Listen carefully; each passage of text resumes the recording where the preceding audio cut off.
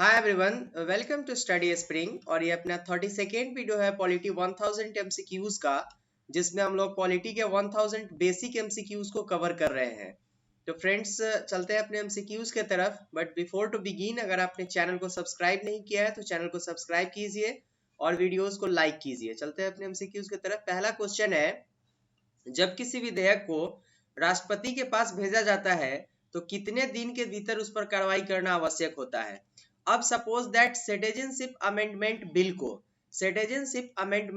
को अगर राष्ट्रपति के पास भेजा जाता है उनके सिग्नेचर के लिए, तो राष्ट्रपति के पास क्या यह बाध्यता होती है कि वो 15 दिन के अंदर, 30 दिन के अंदर या 1 महीना के अंदर में अपनी कार्रवाई करे या अपना सिग्नेचर करे, या फिर उसको रिकंसिडरेशन के लिए भेजे, या फिर उस पर पॉकेट वीटो लगाए।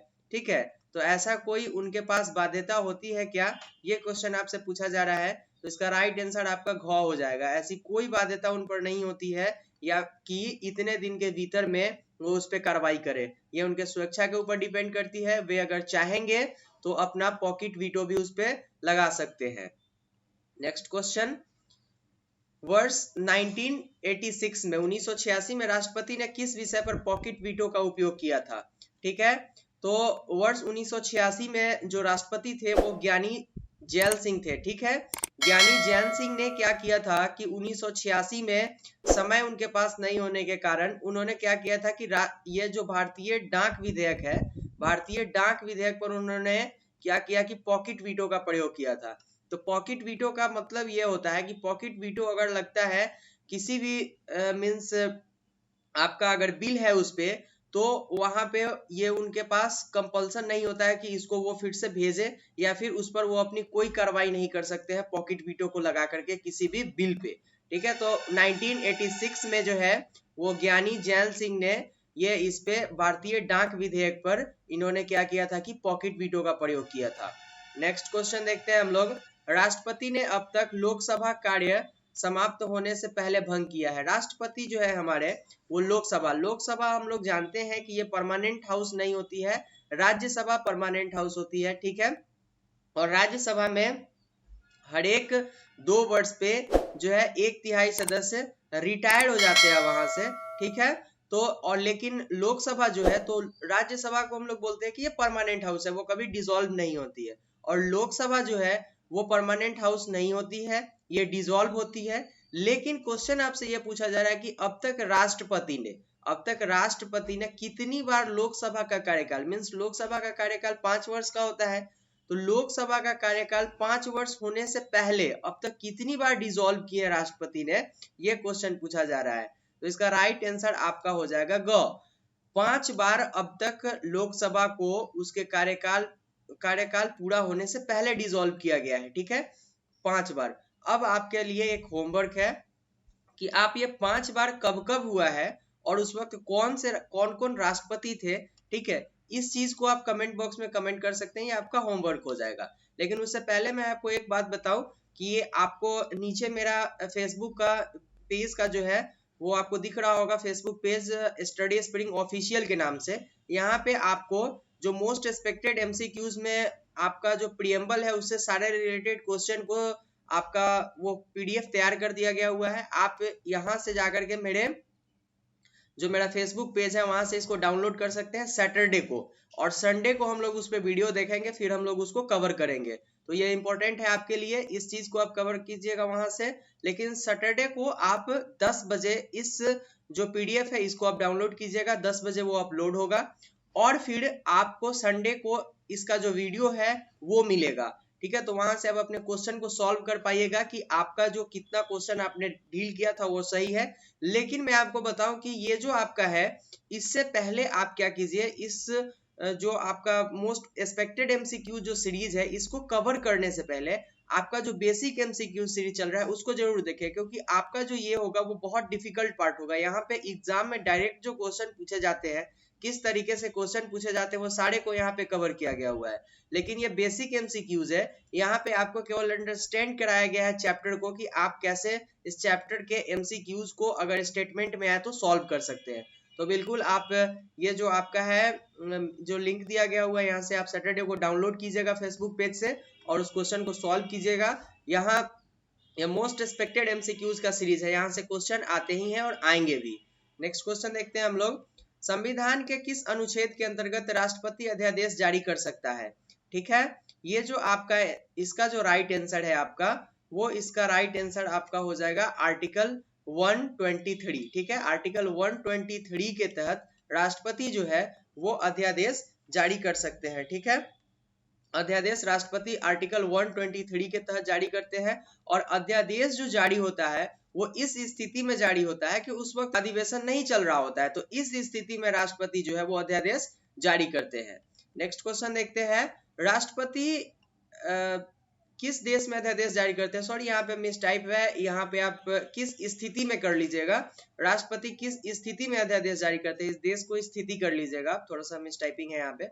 तो जब भी राष्ट्रपति अध्यादेश जारी करेंगे तो उसके पीछे एक रीजन होगा कि संसद में अधिवेशन अगर नहीं चल रहा है। ठीक है, संसद का अगर अधिवेशन नहीं चल रहा होता है, बीच का जो गैप होता है या फिर उसको स्थगित किया गया हुआ होता है, उस स्थिति में हमारे जो राष्ट्रपति है वो अध्यादेश जारी करते हैं। सपोज दैट अब क्या होगा कि अगर अधिवेशन संसद के नहीं चल रहे हैं, संसद के अधिवेशन नहीं चल रहे होते हैं, और उस बीच में अगर ऐसा जरूरी होता है कि AFSPA arm forces special power act को जो है वो असम के 8 जिले को हटा करके बाकी सारे जिलों में फिर से लगाया जाए, क्योंकि ये बहुत ज्यादा जरूरी है, तो इस स्थिति में राष्ट्रपति क्या करेंगे कि अध्यादेश जारी कर देंगे। ठीक है, और राष्ट्रपति के अध्यादेश के थ्रू ये कार्य होगा कि AFSPA arm forces special power act Assam में लगा दिए जाएंगे, और राष्ट्रपति के द्वारा जो अध्यादेश जारी किया जाता है वो एकदम इक्विवेलेंट होता है बिल के। ठीक है, नेक्स्ट क्वेश्चन, राष्ट्रपति किस विषय पर अध्यादेश जारी नहीं कर सकते हैं? तो राष्ट्रपति जो है क्या वो संघ सूची पर अध्यादेश जारी नहीं कर सकते हैं? राज्य सूची पर, समवर्ती सूची, और राज्य सूची और समवर्ती सूची दोनों पर। ठीक है, तो पहले तो मैं आपको बताऊं कि यहाँ पे जो संघ सूची है इस पे अध्यादेश जारी करने की शक्ति राष्ट्रपति के पास है, समवर्ती सूची पे भी है, और राज्य सूची और समवर्ती सूची। यहाँ पे आपसे पूछा जा रहा है कि किस विषय पर नहीं कर सकते हैं। ठीक है, तो इसका जो राइट आंसर है वो आपका ख हो जाएगा। राज्य सूची पर राष्ट्रपति कभी भी अध्यादेश जारी नहीं कर सकते हैं, इसका पावर उनके पास नहीं होता है, लेकिन वो संघ सूची पे, समवर्ती सूची पे आराम से जो है वो अपना अध्यादेश जारी कर सकते हैं। इसका राइट आंसर आपका ख हो जाएगा। नेक्स्ट क्वेश्चन देखते हैं हम लोग, राष्ट्रपति द्वारा जारी किया गया अध्यादेश क्या संसद द्वारा पारित अधिनियम के समान प्रभावपूर्ण एवं शक्तिशाली होता है? तो इसका राइट आंसर बिल्कुल मैंने पहले भी बताया है, यस। अगर सपोज दैट राष्ट्रपति AFSPA arm forces special power act को लागू करते हैं और उस वक्त संसद का अधिवेशन नहीं चल रहा होता है, ठीक है, संसद का सत्र खत्म हो गया होता है या फिर वो स्थगित होता है, और इसके बीच में अगर ऐसा जरूरी महसूस होता है कि अध्यादेश जारी किया जाए, तो राष्ट्रपति इस पे अध्यादेश जारी करेंगे, और वो बिल्कुल उसी तरीके से काम करेगा जैसा कि संसद के द्वारा पारित किया गया हुआ जो विधेयक होता है वो होता है। ठीक है, तो इसका राइट आंसर आपका ए हो जाएगा। नेक्स्ट क्वेश्चन, राष्ट्रपति द्वारा जारी विधेयक संसद के अगले अधिवेशन प्रारंभ होने के कितने दिन पश्चात तक प्रभावी रह सकता है? अब सपोज दैट जो है वो संसद का अधिवेशन नहीं चल रहा होता है और इस बीच में राष्ट्रपति अध्यादेश जारी करते हैं, लेकिन फिर से अब संसद का अधिवेशन स्टार्ट होता है। ठीक है, और संसद का अधिवेशन स्टार्ट होता है तो उसके कितने दिन के बाद तक ये काम में रहेगा? ठीक है, तो ये केवल 6 सप्ताह के अंदर तक ये काम में रहेगा। 6 सप्ताह के बाद इसको फिर से संसद द्वारा पास किया जाएगा, और उसके बाद जब ये पास होगा तो फिर वो जनरल जो है वो विधेयक की तरह, जनरल जो है वो लॉ की तरह काम करेगा। अगर इस पे संसद चाहे तो इसको फिर इसको बिल पास करेगी इसके ऊपर, और फिर वो जो है वो एक्ट बन करके तैयार हो जाएगा, लेकिन केवल 6 सप्ताह के अंदर में। 6 सप्ताह के बाद यह अध्यादेश प्रभावी नहीं रहता है। नेक्स्ट क्वेश्चन, क्या न्यायालय द्वारा राष्ट्रपति के अध्यादेश को चुनौती दी जा सकती है? अब सपोज दैट क्या होता है कि असम में आफ्स्पा लगा दिया जाता है, या फिर तमिलनाडु में लगा दिया जाता है, या फिर नागालैंड में लगा दिया जाता है, arm forces special power act कहीं भी लगा दिया जाता है। अब ये अध्यादेश जो है वो किसी कारणवश सही नहीं है। सपोज दैट अब असम में सारे चीज सही चल रहे हैं और राष्ट्रपति क्या करते हैं कि यहाँ पे अध्यादेश जारी करने का अध्यादेश इसके ऊपर जारी कर देते हैं कि यहाँ पे आफ्स्पा लगाया जाएगा, या फिर आफ्स्पा छोड़ करके कोई और चीज, कोई और एक्ट ही, वो कोई और अध्यादेश ही जारी करते हैं जो कि वहां पे लागू होगा। लेकिन ये उस पार्टिकुलर जगह के लिए उस वक्त के लिए रेलेवेंट नहीं था, उस वक्त के लिए सही नहीं था। तो क्या इस चीज को न्यायालय में चुनौती दी जा सकती है, क्वेश्चन ये पूछा जा रहा है। तो बिल्कुल इस चीज को न्यायालय में चुनौती दी जा सकती है अगर उनका जो अध्यादेश जो पारित किया गया हुआ वो युक्ति युक्त अगर नहीं होगा तो उसके ऊपर न्यायालय में चुनौती दी जा सकती है, इसमें कतई कोई शक नहीं है। नेक्स्ट क्वेश्चन, किस प्रकार के विधेयक को राष्ट्रपति के पुनर्अनुमति के बिना पेश नहीं किया जा सकता है। तो पहले भी मैंने आपको बताया है कि प्रीवियस के जितने भी वीडियो है आप उसको सीरियल में प्लेलिस्ट में जाके सीरियल वाइज देखिए, आपको बहुत हेल्प करेगा वो एमसीक्यूज को सॉल्व करने में। ठीक है, आप एक्चुअली में क्या होता है कि बहुत सारे वीडियोस देखते होंगे जिसमें आपको एक्सपेक्टेड एमसीक्यूज का सीरीज दे दिया जाता है और आपको बेसिक एमसीक्यूज पता नहीं है, फिर वहां पे आप कंफ्यूजन में आते हैं।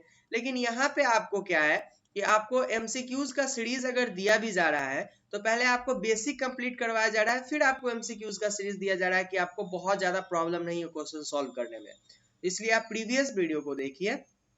और ऐसे का भी सीरीज आपके लिए आने वाला है, यहाँ पे आपको दिख रहा होगा ये पिक्चर, ऐसे का सीरीज आने वाला है आपके लिए। यहाँ पे आपको सारे एसेज को कवर करवाए जा रहे हैं, तो इसीलिए मैं आपको बता रहा हूँ कि चैनल को सब्सक्राइब किया कीजिए आप लोग। यहाँ पे फ्री ऑफ कॉस्ट जो भी आप पेड कोर्स में देकर के कंटेंट लेते हैं वो यहाँ पे फ्री ऑफ कॉस्ट मिलते हैं आपको। तो इस चैनल को सब्सक्राइब कीजिए और बेल आइकन को दबाइए, नोटिफिकेशन आपको तभी मिलेंगे। फिर क्वेश्चन पे आते हैं हम लोग, किस प्रकार के विधेयक को राष्ट्रपति की पुनर्अनुमति के बिना पेश नहीं किया जा सकता है। प्रीवियस वीडियो में हम लोगों ने इसको डिस्कस किया है कि जब भी हमारा जो वित्त विधेयक होता है यह राष्ट्रपति के पुनर्अनुमति के बिना कभी भी पेश नहीं किया जा सकता है। ठीक है, वित्त विधेयक को, इसका राइट आंसर ख हो जाएगा आपका। तो फ्रेंड्स आज के वीडियो के लिए इतना ही था, लेकिन अगर आपने चैनल को सब्सक्राइब नहीं किया है तो चैनल को सब्सक्राइब कीजिए, करवाइए और थोड़ा सा इस चैनल के लिए हेल्प कीजिए आप, क्योंकि ये चैनल आपके बेटरमेंट के लिए वर्क कर रही है। तो मिलते हैं नेक्स्ट वीडियो में। Thank you and good.